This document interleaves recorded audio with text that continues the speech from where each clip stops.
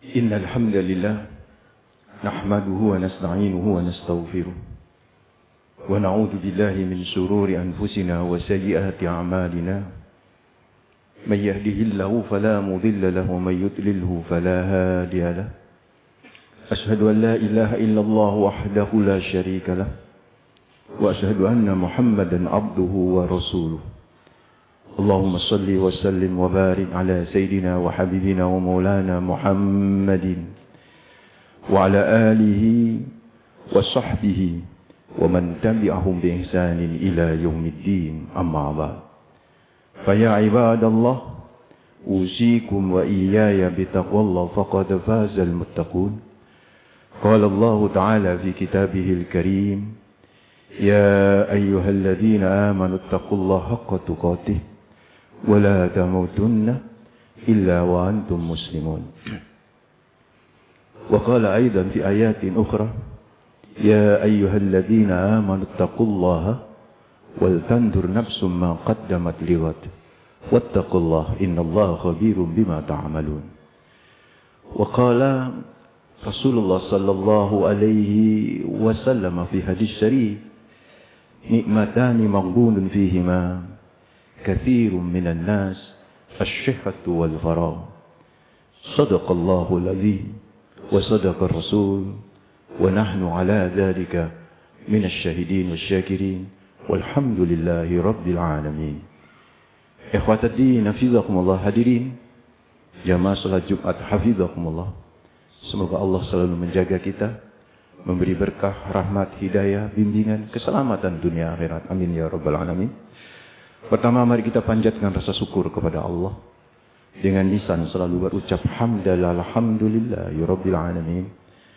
Yang kedua tentu salam, salawat terus kita persembahkan kepada manusia terbaik, pemilik pribadi yang sempurna, teladan abadi bagi kita, Rasulullah Muhammad sallallahu alaihi wasallam, dengan ucapan terbaik Allahumma salli ala Sayyidina Muhammad wa ala ali Sayyidina Muhammad. Semoga salam, salawat yang kita ucapkan diterima sebagai amal soleh dan itu bisa menjadi syafaat bagi kita di hari akhir. Amin ya rabbal alamin. Hadirin jamaah salat Jumat hafizakumullah. Hari ini hari Jumat, tepat tanggal 8 Al-Muharram. 2 hari lagi tanggal 10 Muharram. Maka di atas mimbar ini kesempatan bagi saya untuk mengingatkan kembali kepada diri saya dan kepada bapak-bapak, adik-adik semuanya untuk memberikan sebuah sambutan yang luar biasa terhadap hari yang para nabi memuliakan hari ini. Bukan hanya nabi kita, Nabi Muhammad SAW, tapi para nabi, Pak, yang biasa kita sebut dengan hari Ashura. InsyaAllah jatuh di hari Ahad tanggal 6 Juli. Saudaraku ikhwat ad-din hafizakumullah, kesempatan bagi kita untuk bisa meraih kesuksesan hidup di dunia dan di akhirat. Maka jangan sampai kita lepas untuk memanfaatkan hari yang Rasulullah Muhammad sallallahu alaihi wasallam sendiri benar-benar memuliakan ini hari. Konon ketika Rasulullah Muhammad sallallahu alaihi wasallam dalam sebuah riwayat yang sahih dalam kitab Sahih Bukhari, ketika Nabi di tahun kedua Hijriyah berada di kota Madinah, bapak-bapak, adik-adik, Nabi melihat wajada yasumuna yauman. Nabi menemukan banyak orang Yahudi yang berpuasa saat itu. Bahkan tidak hanya orang Yahudi, orang pribumi dari kalangan Ansor pun ikut berpuasa. Maka Nabi bertanya, ada apa ini? Qalu, sahabat menjawab, hada yaumun azim. Itu hari agung ya Rasulullah. Yaumun najjallahu Musa. Hari di mana Allah telah memenangkan Musa wa aghraqa ala fir'auna, dan menenggelamkan Fir'aun di hari itu. Fasamahu, maka Nabi Musa pun berpuasa di hari itu. Fasamahu, Maka Nabi Musa pun berpuasa di hari itu. Dan puasanya Nabi Musa ini, saudaraku, sebagai wujud rasa syukur kepada Allah atas kemenangan, keberhasilan, kesuksesan dari rezim Fir'aun saat itu. Sehingga bisa menempati tempat di Palestina. Dengan membawa sekitar 600.000 Bani Israel eksodus dari kota Mesir. Berpuasa. Dan puasanya Nabi Musa ini dari generasi-generasi diikuti oleh kaumnya. Sampai di zaman Nabi Muhammad. Yaitu di Madinah. Mendengar penjelasan itu. Dan ini diriwayatkan oleh Ibnu Abbas. Mendengar penjelasan itu Rasulullah berkata. Ana aula bi Musa minhum. Saya lebih berhak memperingati kemenangan Musa. Dibanding mereka orang-orang Yahudi. Karena sesama Nabi itu saudara, Pak. Dan Nabi Muhammad sama Nabi Musa ada kedekatan. Ideologis, ada kedekatan sosiologis, ada kedekatan nasab. Maka apa kata Rasulullah Muhammad sallallahu alaihi wasallam, "Ana aula bi Musa minhum." Saya lebih berhak memperingati kemenangan Musa dibanding mereka. Fasamahu wa amara bi shaumi. Maka Nabi pun berpuasa di hari itu, bapak-bapak, adik-adik. Wa amaru bisyamihi, dan Nabi memerintahkan seluruh sahabatnya untuk berpuasa di hari itu. Sehingga tarikh tasyri', sejarah pensyariatan puasa, pertama kali wajib bagi umat Islam adalah puasa Asyura. Sebelum diwajibkan puasa Ramadan. Dan memang itu cuma berlaku sekitar 6 bulan, bapak-bapak, adik-adik. Itu Nabi memerintahkan puasa Asyura berarti di bulan Muharram tahun kedua Hijriah. Pada tanggal 2 Sya'ban di tahun yang sama turun firman Allah, ya ayyuhalladzina amanu kutiba alaikumusyyam kama kutiba alal ladzina min qablikum la'allakum tattaquna ayyaman ma'dudat, dan seterusnya. Maka saat itulah kemudian turunlah perintah kewajiban puasa Ramadan. Dianulirlah kewajiban puasa Asyura, sehingga puasa Asyura awal-awal menjadi pilihan. Tapi di akhir-akhir dalam riwayat yang lain disebutkan bahwa Nabi tidak pernah meninggalkan puasa Asyura. Sehingga akhirnya sepakat para ulama puasa Asyura itu hukumnya sunnah muakkadah, sunnah yang mendekati wajib. Karena itu saudaraku ikhwatadina fillah, ayo 2 hari lagi kalau bisa jangan tinggalkan puasa Asyura. Ibnu Qayyim al-Jauzi itu menyebutkan ada 3 tingkatan tentang puasa Asyura ini, bapak-bapak, adik-adik. Tingkatan pertama itu puasa 3 hari. 9, 10, 11. Tapi kalau enggak mampu puasa 2 hari. 9, 10. Berarti mulai besok kita puasa. Tapi kalau toh pun enggak mampu. Ini di kalangan mazhab Hanabilah. Karena Ibnu Qayyim al-Jauzi itu adalah ulama yang bermazhab Hambali. Itu menyatakan bahwa puasa Asyura itu sunnah muakkadah meskipun menyendiri, Pak. Meskipun tidak diikuti oleh tanggal 9-nya maupun tidak diikuti oleh tanggal 11-nya. Itu pendapat di kalangan Hanabilah. Tapi sebagian ulama ada menyatakan makruh kalau tidak diikuti tanggal 9 atau tanggal 11-nya. Silakan, terutama mungkin yang tidak terbiasa berpuasa dan berat kalau puasa lebih dari 1 hari, jangan tinggalkan puasa yang 10 itu, Pak. Tanggal 10 atau Asyura. Supaya kita sukses.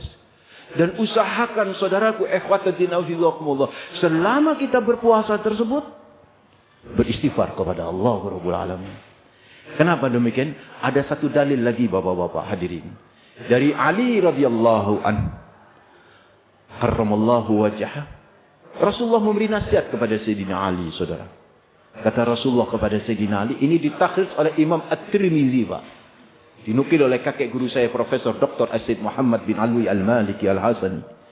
Hadisnya hasanun sahih. Itu disebutkan Rasulullah memberi nasihat kepada Sayyidina Ali, in kunta sha'iman sahran ba'da Ramadan. Hei Ali, kalau kamu kepingin puasa sebulan selain Ramadan, fasum al-Muharram, puasalah di bulan Muharram. Sebulan, Pak. Kalau nasihat Rasulullah kepada Sayyidina Ali. Kenapa? Kenapa harus berpuasa di bulan Muharram? Ada apa? Disebutkan sama Nabi di sini. Fa inna fihi yawman taballahu ala qaumin. Karena di dalam Al-Muharram, bulan ini Bapak-bapak, adik-adik. Fihi, di dalamnya, yauman, ada satu hari. Taballahu ala qaumin. Allah berkenan menerima taubatnya Nabi Yunus alaihissalam. Wa yatubu fihi ala akhirin, dan Allah juga berkenan akan menerima taubatnya yang lain. Kata Profesor Asyid Muhammad bin Alwi Al-Maliki Al-Hasani, yang dimaksud dengan Rasulullah, Allah berkenan menerima taubat yang lain di hari itu adalah kita, saudaraku. Sehingga dari sinilah seorang imam, seorang khalifah kelima, Umar bin Abdul Aziz pada masa dinasti Umayyah, beliau memerintahkan seluruh pejabat-pejabatnya untuk beristighfar di hari tersebut. Berdasarkan hadis riwayat Sayyidina Ali ini. Beristighfar supaya ada kesuksesan di dunia dan di akhirat. Maka hadirin ikhwatatina fillah, dua hal saja kalau Anda bisa kerjakan di hari tersebut, hari Asyura, puasa, menjelang berbuka, kita lempengin beristighfar kepada Allah Rabbul Alamin, maka insyaallah saudaraku, kita akan bisa meraih kesuksesan. Kenapa? Kadang-kadang langkah-langkah kita berat, Pak, untuk bisa mendapatkan kesuksesan. Karena bisa jadi kita digandoli oleh dosa-dosa kita di pundak kita. Sehingga langkah-langkah kaki kita itu terasa berat, Pak. Maka karena itulah kenapa Rasulullah bersabda, man lazimal istighfar. Barang siapa yang membiasakan hidupnya beristighfar. Ini Nabi, Pak, yang berkata. Man lazimal istighfar. Barang siapa yang membiasakan hidupnya selalu beristighfar. Ja'alallahu lahu min kulli dzikim makhraja. Allah akan jadikan setiap kesulitan ada jalan keluar. Wa min kulli hammin faraja. Setiap kegalauan hati ada ketenangan. Wa razaqahu min haitsu la yahtasib. Dan Allah akan beri rezeki dari tempat yang tidak diduga-duga. Kepingin sukses, Bapak. Tidak ada kesulitan dalam setiap problem kehidupan kita. Dalam kita menghadapi problem, tidak ada kesulitan, ada kemudahan untuk menyelesaikannya. Tidak ada kegalauan di jiwa kita. Dan kepingin rezeki lancar, banyak-banyakin istighfar kepada Allah Rabbul Alamin. Itulah saudaraku ikhwatuddin hafizahumullah, seorang ulama besar, Imam Ahmad bin Hanbali, murid daripada Imam Asy-Syafi'i rahimahumullah. Pada suatu saat, pada suatu malam, tiba-tiba hati beliau itu gelisah. Hati beliau itu seolah-olah ditarik, Pak, untuk pergi ke Basrah, untuk pergi ke kota. Ada apa saya kok kepingin pergi ke kota ini? Ada apa? Dia tidak kepingin ke kota, tetapi hatinya itu kepingin, selalu seolah ketarik, Pak, untuk pergi ke kota. Akhirnya di malam itu juga, Pak, pergilah beliau ke kota. Nyampe di kota sudah malam, beliau tidur di masjid. Beliau tidur di masjid. Zaman dulu tidak ada WA, tidak ada medsos, tidak ada Facebook, tidak ada televisi. Wajah seorang alim luar biasa sekali Imam Ahmad bin Hanbali. Imam Ahmad itu hafal, Pak, 1 juta hadis bisanad, Pak. Jadi sanad. Jadi kalau Imam Ahmad bin Hanbali dengan Rasulullah itu selisih 6 sampai 7 sanad. Jadi Imam Ahmad riwayat dapat dari Imam Asy-Syafi'i, Imam Asy-Syafi'i dapat daripada Imam Malik, Imam Malik dapat daripada Imam Malik dapat daripada Nafi', Nafi' kemudian dapat daripada Rasulullah Muhammad sallallahu alaihi wasallam. Ahmad, Asy-Syafi'i, Maliki, Nafi', Rasulullah. Jadi sanadnya 5 kepada Rasulullah. Itu beliau hafal 1 juta hadis lengkap dengan sanadnya. Imam Ahmad bin Hanbali, seorang ulama yang sangat warok, sangat luar biasa. Terkenal di masanya. Siapa yang enggak kenal Imam Ahmad? Cuman, kalau nama dikenal, Pak, di zaman itu. Karena enggak ada televisi, enggak ada medsos. Nek wajah juga kenal. Maka ketika Imam Ahmad itu tertidur di sebuah masjid karena kecapean, Pak, perjalanan jauh. Takmir masjid itu, delok wong turu nang masjid ngamuk. Diusir, Pak. Gak ngerti nih sing diamuk iku Imam Ahmad bin Hambali. Diusir-usir. Akhirnya Imam Ahmad seperti seolah terdorong, Pak. Kebetulan di masjid itu ada sebuah rumah, yang rumah itu tempat pengelolaan roti. Dan saat itu ada seorang pemuda yang lagi ngadon roti. Melihat ada orang tua kok diusir dari masjid, merasa kasihan. Bapak sini, tidurlah bersama kami di sini. Kebetulan ada kasur kosong. Tapi mohon maaf Pak. Menjelang subuh ini saya lagi ngadon kue untuk saya jual setelah subuh. Jadi agak rame, Pak. Tidak apa-apa, yang penting saya istirahat, kata Imam Ahmad bin Hambali. Maka Imam Ahmad itu sudah tentu nggak bisa istirahat, Pak. Suaranya adonan itu juga keras. Maka beliau melihat sang pengadon kue yang masih muda ini, setiap memecah telur selalu beristighfar, astagfirullahaladzim. Memasukkan telur ke adonan, istighfar, astagfirullahaladzim. Terus menggiling gandum dan mencampurkan, mesti istighfar, astagfirullahaladzim. Maka perilaku kayak itu ditanya oleh Imam Ahmad. Hei anak muda, kenapa kau selalu beristighfar? Ada apa dengan istighfar kau? Wahai orang tua, saya sudah ngamalkan ini sudah bertahun-tahun. Dan alhamdulillah, gara-gara saya mengamalkan amalan ini, saya setiap berdoa pasti diijabah sama Allah. Dan perusahaan saya sukses. Karena saya selalu beristighfar kepada Allah. Hanya satu saja permintaan saya yang belum dikabulkan sama Allah sampai hari ini. Loh, apa? Kata Imam Ahmad. Saya selalu kepingin, berharap bertemu dengan idola saya, Ahmad bin Hambali. Langsung bertakbirlah Imam Ahmad bin Hambali. Allahu Akbar. Saya Ahmad bin Hambali. Gara-gara istighfarmu anak muda, hatiku ditarik-tarik untuk mendatangi dirimu. Saudaraku ikhwatadina fillah, sadaqallah wa sadaqa rasul wa nahnu ala dzalika minasyahidin. Benar apa yang dikatakan oleh Rasulullah, man lazimal istighfar, barang siapa yang membiasakan istighfar, maka Allah akan jadikan setiap kesulitan ada jalan keluar, setiap kegalauan ada ketenangan, setiap diri akan selalu diberi rezeki dari tempat yang tidak diduga-duga. Saudaraku ikhwatadina fillah, jadikan Asyura, jadikan 10 Muharram lusa ini momentum bagi kita untuk meraih kesuksesan dunia akhirat dengan berpuasa. Puasa itu tirakat kita, tirakat yang syar'i. Dan yang kedua, banyakin istighfar kepada Allah Rabbul Alamin. Baca istighfarnya Nabi Adam, surat Al-A'raf ayat 23. Rabbana zalamna anfusana wa illam taghfir lana wa tarhamna lanakunanna minal khasirin. Yang kedua, baca doa istighfarnya Nabi Nuh alaihissalam dalam surat Hud ayat 47. Wa illa taghfirli wa tarhamni akum minal khasirin. Dan yang ketiga, baca istighfarnya Nabi Musa dalam surat Al-Qasas ayat 16. Rabbi inni zalamtu nafsi faghfirli. Dan yang keempat, baca istighfarnya Nabi Yunus alaihissalam. La ilaha illa anta subhanaka inni kuntu minadh dhalimin. Dalam surat Al-Anbiya ayat 87. Dan ditambah istighfar sayyidul istighfarnya Rasulullah Muhammad sallallahu alaihi wasallam. Allahumma anta rabbi la ilaha illa anta khalaqtani wa ana abduka wa ana ala ahdika wa wa'dika mastata'tu a'udzu bika min syarri ma sana'tu wa abu laka bi ni'matika alayya wa abu bi dambi faghfirli fa innahu la yaghfirudz dzunuba illa anta. Kalau bapak-bapak adik-adik baca ini selama berpuasa esok lusa sampai menjelang berbuka, insyaallah kita akan diijabahi seluruh hajat kita, dikabul seluruh harapan kita, disukseskan dalam kehidupan kita dunia akhirat. Amin ya rabbal alamin. Aqulu qouli hadza fastaghfiru innahu huwal ghafurur rahim.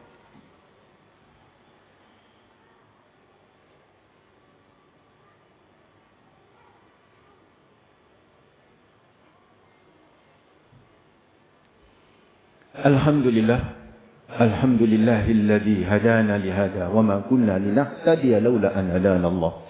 Asyhadu an la ilaha illallah wahdahu la syarika lah wa asyhadu anna Muhammadan abduhu wa rasuluh. Allahumma salli wa sallim wa barik ala sayidina wa habibina wa maulana Muhammadin wa ala alihi wa sahbihi wa man tabi'ahum bi ihsanin ila yaumiddin, amma ba'd. Fa ya ibadallah أوصيكم وإياي بتقوى الله فقد فاز المتقون. قال الله تعالى في كتابه الكريم يا أيها الذين آمنوا اتقوا الله حق تقاته ولا تموتن إلا وأنتم مسلمون. وقال أيضا في آيات أخرى إن الله وملائكته يصلون على النبي يا أيها الذين آمنوا صلوا عليه وسلموا تسليما. اللهم صل وسلم وبارك على محمد والحمد لله رب العالمين.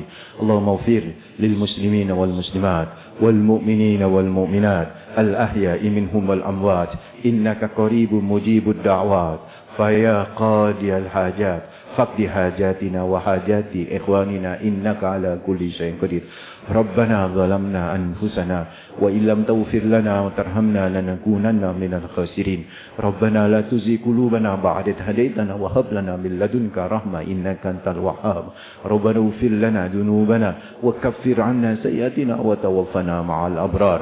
ربنا اغفر لنا ولوالدينا ولمشايخنا ولمعلمينا ولمن أحسن إلينا ولأصحاب الحقوق الواجبة علينا ولجميع المسلمين والمسلمات والمؤمنين والمؤمنات الأحياء منهم والأموات.